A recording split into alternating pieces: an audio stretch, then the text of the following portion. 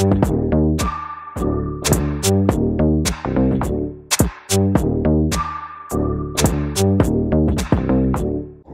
back to the channel. So today I've got another 2023 X7 xDrive40i. This one is in the lovely Tanzanite Blue, which is a sort of a premium color. You do have to pay a little bit extra, I believe, on Tanzanite. We'll check in a moment here with the pricing and options, of course. So it's not lightly spec, sort of like a medium spec X7 xDrive40i. So up front, we do have the M Sport package. We did not get the Shadowline package or any extended Shadowline trim. The Driving Assistant Professional package, bottom portion of the center lower grille there, have our split headlight design, which I think looks a little bit better on the darker colors. So the idea is really to sort of hide those headlights, and that's what basically gets accomplished with a much darker color. Still not sure if I like the split headlight designs. Of course, you got the halo lights. They are from the iX. Those look pretty damn good. No laser lights available, but I did hear there's another another lighting option coming soon. I don't know when soon means. We'll take a look over here. We've got our style 754M wheels, double spoke, which look pretty decent, sort of like a reminiscent of a sort of classic 5-spoke wheel from BMW.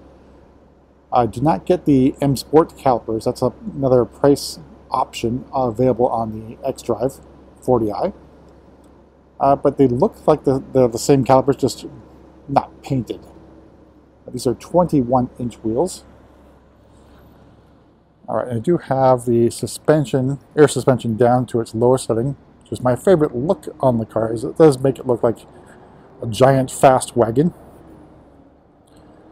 It's a little bit overcast here, but the sun's starting to peek out behind some of the clouds here, so we'll get more of a dynamic color with Tanzanite. All that metallic flaking does come out. It looks fantastic in this one, but otherwise it's going to be a very dark blue out of direct sunlight, and with flaking, that really gorgeous blue comes out in the sun. So perfect timing as we're getting sun directly on the vehicle, so those blue hues really come out. Fantastic blue. Let's take a look at the inside and go over a few features as well as the pricing and options on this vehicle. All right, so opening up, we've got Cognac Sensafin. Sensafin again is Sensitech 3.0. It does look and feel really well. It's probably comparable to Vernasca leather. But quilting is really great. Perforations are great. You got a lot of controls there. So you got your upper portion of the seat back can be adjusted forward and backwards, and your crumb catcher, lumbar support, and side bolster as well. Now Harman Kardon is back on the X7 xDrive40i. You can also option Bowers and Wilkins on it, but that's going to add another $3,400 to your bill, which is probably why you're not going to see too many of those for dealer stock. All right, so no surprises here. iDrive8 instrument panel. Again, it's a little bit glary on video, but it is not so in person. And our iDrive8 center area, central display unit. X7 ambient lighting feature as well, which does change colors based upon what mode you are in. And a little bit harder to see, actually right there is pretty good. So the fine line black wood trim, it's really, really elegant looking.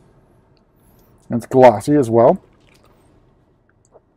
Moving down, center console area, drive selector, nub, parking gear, air suspension, etc. All things that you've seen before. All right, so let's go over pricing and options here. So starting price of the X7 xDrive40i, just under $78,000. Tanzanite Blue, another $1,950. Cognac Sensafin is included. $1,700 for the Driving Assistance Pro package. M Sport package, another $2,900. Parking Assistance package for $900. $1,850 for the Premium package. So we got another $800 for the 5-zone automatic climate control system. All told, MSRP of just under $89,000. So moderately equipped. Basically, it's the Amazon package add another roughly $3,000 to the build. You can also change wheels as well as sport calipers and a bunch of other things. But I think moderately equipped and pretty well equipped as well. All right, we'll talk about the third row. So what we're going to do is I'm going to press that button, and we're going to do a nice little easy access there to get in. And we'll show you what the third row looks like. So opening up, we've got our second row folded back up, at least not folded, but inclined, so you can actually get into the third row. All right, so this is what you see in the third row. You got your 5th zone climate control at the back here. You do have another cup holder on either side. You have another vent up here as well on either side for the rear passengers. You also have some charging ports on the side. So you flip that up, USB-C in the back here for the third row passengers. There's no control back here for opening up that third row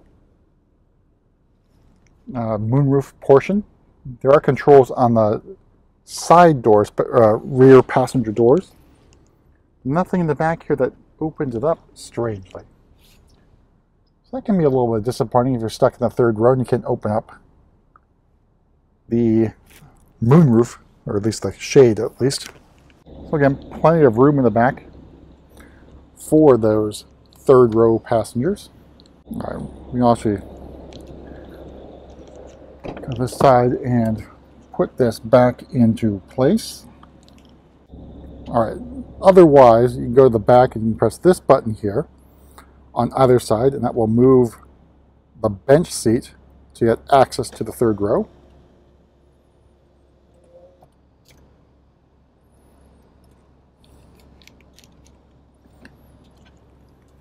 All right, so I did press the button on the passenger door to open up that third row. Third row moonroof.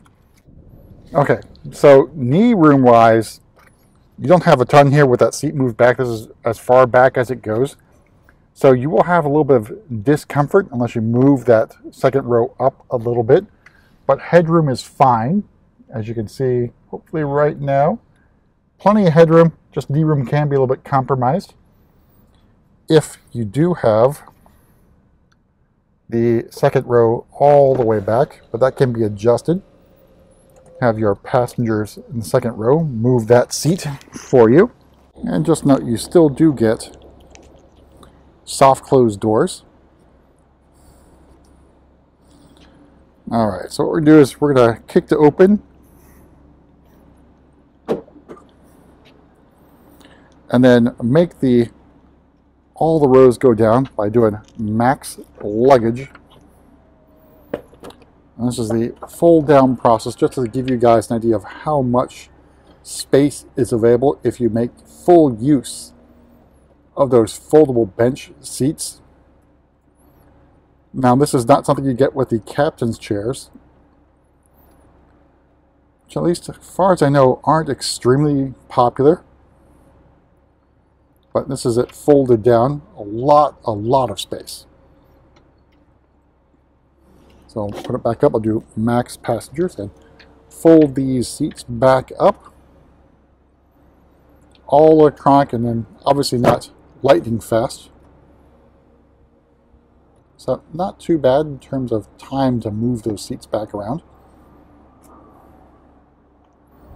All right, what we'll end up doing the kick to close here as well.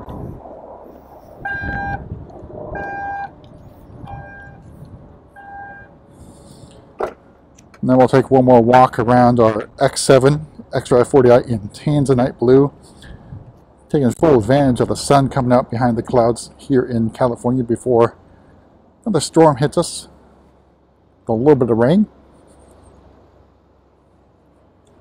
But this is it for a quick tour around another X7 LCI Lifecycle Impulse. X7, and we'll see you at the next video.